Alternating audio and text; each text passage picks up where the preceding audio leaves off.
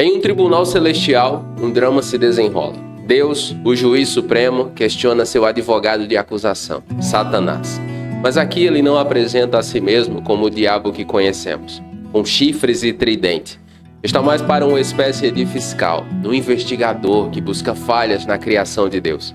E o alvo desta vez é Jó, um homem íntegro e temente a Deus. Acusado de ser fiel apenas por interesse, Jó se torna o centro de uma disputa espiritual. Será que sua fé resistiria se tudo lhe fosse tirado? Essa história nos convida a refletir sobre a natureza da fé, do sofrimento e da justiça de Deus. Prepare-se para mergulhar em um debate que ecoa através dos séculos. Afinal, quem nunca se perguntou por que pessoas boas sofrem? Acompanhe essa jornada de desafios e reviravoltas, onde a fé é testada ao extremo. Descubra como Jó enfrenta a perda, a dor e a dúvida, e como sua história ainda nos inspira a buscar sentido em meio ao caos. Não perca a oportunidade de desvendar os mistérios da fé e do sofrimento humano.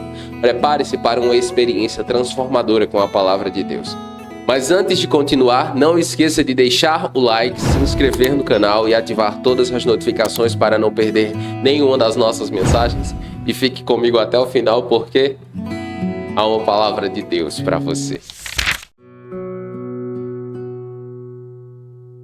Num dia em que os anjos vieram apresentar-se ao Senhor, Satanás também veio com eles. Em Jó 1,6, um drama celestial se desenrola. Filhos de Deus se reúnem perante o Senhor. Entre eles aparece Satanás, ou Satã, que não é um nome próprio, mas sim um título que significa acusador, um questionador da integridade humana. Neste contexto, ele age como uma espécie de fiscal celestial, sob a permissão do Senhor, obviamente. A pergunta de Deus sobre Jó, que é um homem íntegro, abre espaço para a dúvida de Satanás sobre a motivação da bondade humana. Esse contexto revela claramente que há uma guerra invisível acontecendo ao nosso redor. Você não precisa acreditar nela, assim como você não precisa acreditar em nada. Mas uma coisa é fato: ela está acontecendo. E é mais real do que as guerras que acontecem na Terra. Na verdade, as guerras terrenas são uma influência do que acontece no mundo espiritual. Nesse sentido, em Efésios 6,12, o apóstolo Paulo disse: porque a nossa luta não é contra carne e sangue, mas sim contra os principados, contra as potestades, contra os príncipes deste mundo tenebroso, contra as forças espirituais do mal nas regiões celestiais. As decisões que são tomadas no mundo espiritual têm implicações diretas para a humanidade aqui na Terra. Quer um bom exemplo disso? Daniel capítulo 10, versículo 13 diz o seguinte: mas o príncipe do reino persa resistiu-me 21 dias. Então Miguel, um dos principais príncipes, veio para ajudar-me, porque eu estava detido ali com o rei da Pérsia. Perceba, enquanto Daniel orava, uma batalha espiritual estava acontecendo. E o anjo que ficou detido pelo príncipe da Pérsia era o anjo que estava trazendo a resposta de Daniel. Ele só conseguiu seguir viagem depois que o Senhor Deus enviou Miguel para pelejar com os anjos, os demônios, na verdade, que o estavam impedindo de continuar. Agora pare e pense. Quantas batalhas deste sentido estão acontecendo agora que podem estar travando áreas da sua vida? Por isso nós precisamos orar. Embora isso seja uma verdade, coisas como essa aconteçam, é importante termos em mente e clareza em nossa fé. Apesar de tudo isso, na Assembleia Celestial, Deus é Senhor. Ele é soberano. E nesse sentido, no Salmo 89, versículo 7, o salmista diz: Deus é temido na grande Assembleia dos Santos, é mais reverenciado por todos os que o rodeiam. O Senhor é reverenciado, o Senhor está no trono. Todas as decisões passam por Ele. Sem Ele, nem aquilo que é bom, nem aquilo que é ruim acontece. E por que Ele permite coisas ruins, Diego? Nós vamos ver à medida que vamos estudando a vida de Jó. O Senhor disse a Satanás: de onde você veio? Satanás respondeu ao Senhor: de perambular pela terra e andar por ela. Disse então o Senhor a Satanás: reparou em meu servo Jó? Não há ninguém na terra como ele, irrepreensível, íntegro, homem que teme a Deus e evita o mal. Será que Jó não tem razões para temer a Deus? Respondeu Satanás. Acaso não puseste uma cerca em volta dele, da família dele, de tudo que ele possui? Tu mesmo tens abençoado tudo que ele faz, de modo que todos os seus rebanhos estão espalhados por toda a terra. Mas estende a tua mão e fere tudo que ele tem, e com certeza ele te amaldiçoará na face. Em Jó capítulo 1, versículos de 7 a 11, o Senhor Deus pergunta a Satanás de onde ele veio. E ele responde que rodeou a terra e andou por ela. As palavras hebraicas usadas aqui refletem a imagem de um inspetor ou fiscal que percorre a terra em busca de falhas. Em resposta, o Senhor Deus destaca a integridade de Jó. Mas Satanás insinua que a piedade de Jó é motivada por interesse, desafiando o Senhor Deus a testar a fé do servo. Ele sugere que se Jó perder seus bens e saúde, amaldiçoará a Deus na sua face. A palavra hebraica usada aqui é bifaneca, uma expressão que revela desafio e rebeldia. Ou seja, na perspectiva de Satanás, se Deus provasse a Jó, ele não apenas abandonaria a fé, mas se tornaria seu inimigo. É importante ter em mente que o Senhor Deus, ele permite testes para revelar a profundidade da nossa fé. Tanto revelar quanto aperfeiçoar. Deus conhece os níveis do quanto eu e você cremos nele. Ele já sabe. Mas para que nós conheçamos a nós mesmos, para que nós nos tornemos semelhantes à pessoa do Senhor Jesus. Nesse sentido, Tiago capítulo 1, versículo 3 diz: sabendo que a provação da vossa fé produz perseverança. Ou seja, os desafios do dia a dia, os desafios da vida, as coisas ruins, as lutas, revelam nosso verdadeiro caráter. Olhe para Judas, por exemplo. Quando o ministério de Jesus tomou um rumo que ele não queria, o que ele fez? Traiu o seu mestre. Vendeu por 30 moedas de prata. Depois que ele fez isso, vendo que havia condenado um inocente, ele buscou arrependimento como Pedro? Não. Ele quis resolver tudo com suas próprias mãos e tirou sua própria vida. E sobre isso, Provérbios 17:3 diz o seguinte: o crisol é para a prata e o forno para o ouro, mas o Senhor prova os corações. Enquanto eu estudava, me preparava para essa série de mensagens sobre Jó, uma frase saltou muito ao meu coração.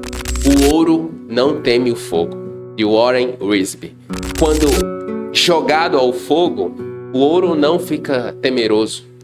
Aquilo o aperfeiçoa. Ele enfrenta o processo sabendo que sairá melhor daqui, mais apurado, entende?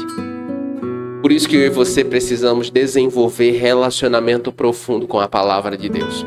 Ler, entender e praticar a Bíblia no nosso dia a dia. Eu sei que há muitos irmãos e irmãs que têm dificuldade. E para ajudar, eu desenvolvi um método de estudo da Bíblia que vai ajudar você nisso. Ele é um guia completo. Eu vou deixar o link sobre o curso na descrição, mas eu lhe adianto. Desenvolva relacionamento profundo com Deus e com sua palavra. Porque assim como o ouro não teme o fogo, eu e você não podemos temer, não devemos temer as lutas da vida. E o Senhor disse a Satanás: pois bem, tudo que ele possui está nas suas mãos. Apenas não encoste um dedo nele.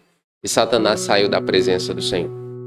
O Senhor Deus permite que Satanás teste Jó, mas impõe um limite. A vida dele não pode ser tirada. Esse trecho revela a soberania de Deus, que controla até mesmo as ações do próprio acusador. A palavra hebraica Yad significa mão, simbolizando aqui poder e ação. Deus entrega os bens de Jó nas mãos de Satanás, mas protege sua vida, entende? Essa restrição demonstra que o teste tem limites e que Deus não abandona Jó em nenhum momento. Essa passagem, ela marca o início da provação da vida de Jó, que vai perder seus bens e filhos, mas não a sua fé. No caso de Jó, o sofrimento não significa ausência ou distância do plano de Deus. Jó não está sofrendo porque pecou. Jó não está sofrendo porque errou. O que é o caso de muitos cristãos. Eles estão colhendo o fruto de suas ações, de sua rebelião, de seu próprio pecado. Não é o caso de Jó. Ele, embora seja um pecador, não foram os seus pecados que lhe levaram a tamanho sofrimento. E neste contexto, ter em mente o que está escrito em Romanos 8:28 é fundamental. Sabemos que todas as coisas cooperam para o bem daqueles que amam a Deus. Deus estava permitindo essa grande provação na vida de Jó, mas ele mesmo delimitou os limites do desafio. E isso deixa muito claro que o Senhor não nos abandona. Ele tem cuidado de nós até mesmo na hora da provação. E em 1 Coríntios capítulo 10, versículo 13, o apóstolo Paulo disse o seguinte sobre isso: Deus é fiel. Ele não permitirá que você seja tentado além do que pode suportar. As lutas e a adversidade da vida são pedagógicas, meu irmão, minha irmã. Mesmo com os nossos erros, mesmo com as lutas causadas pelos nossos erros, nós podemos aprender e crescer profundamente. Em 2 Coríntios capítulo 1, versículo 9 está escrito: Isso aconteceu para que não confiássemos em nós mesmos, mas em Deus. Na minha vida, eu procuro ter o cuidado com a zona de conforto. Eu procuro ter o cuidado de não me acomodar, entende? Eu procuro sempre estar em movimento no que se refere ao relacionamento com Deus, em atitude de dependência. E por quê? Porque, meu irmão, um pouco de fermento faz levedar toda a massa. Às vezes um pequeno hábito, um ambiente, uma amizade, uma palavra, alguém que você segue nas redes sociais pode influenciar você para longe do Senhor. Por isso que constantemente nós precisamos ter um coração quebrantado em sua presença. Minha oração é que, assim como Jó, eu e você possamos ter um coração sensível ao Senhor para obedecê-lo em tudo. Vamos orar? Pai Santo, em meio às provações da vida, nos voltamos a Ti em busca de força e consolo. Dê a nós, Senhor, sabedoria para discernir a Sua voz em meio às adversidades. Que possamos, assim como Jó, manter a integridade e a fé, mesmo quando formos tentados a duvidar da sua bondade.